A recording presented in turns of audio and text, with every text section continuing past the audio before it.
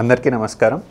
నేను doctor Abhilash, laparoscopic surgeon. Gall bladder అంటే ఏంటి? గాల్ బ్లాడర్ని మనం పిత్తాశయం అని అంటాం. అండ్ గాల్ బ్లాడర్ గురించి తెలుసుకునే ముందు మనం లివర్, కాలేయం గురించి తెలుసుకోవాలి. అండ్ ఈ బైల్ అనే ఒక జీర్ణరసం గురించి కూడా తెలుసుకోవాలి. సో ముందుగా ఈ పిక్చర్ చూసినట్లయితే మనకి లివర్ అనేది రైట్ సైడ్ రిప్ కేజ్ కింద ఉంటుంది.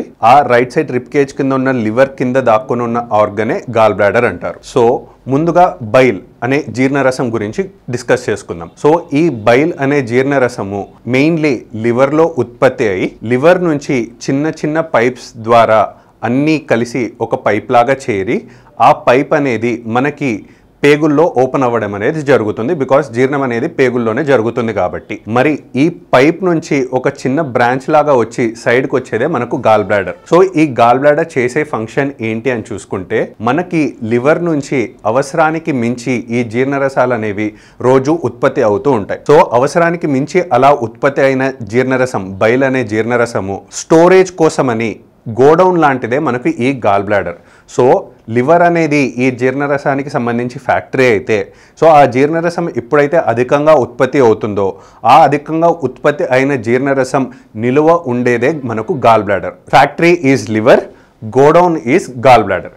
సో ఈ లివర్ నుంచి ఉత్పత్తి అయిన జీర్ణరసం అంతా కలిపి మనకి ఒక పెద్ద పైప్ లాగా మారి ఆ పైప్ అనేది పేగుల్లో చేరడం అనేది జరుగుతుంది. బికాస్ జీర్ణం అనేది జరిగేది పేగుల్లోనే కాబట్టి.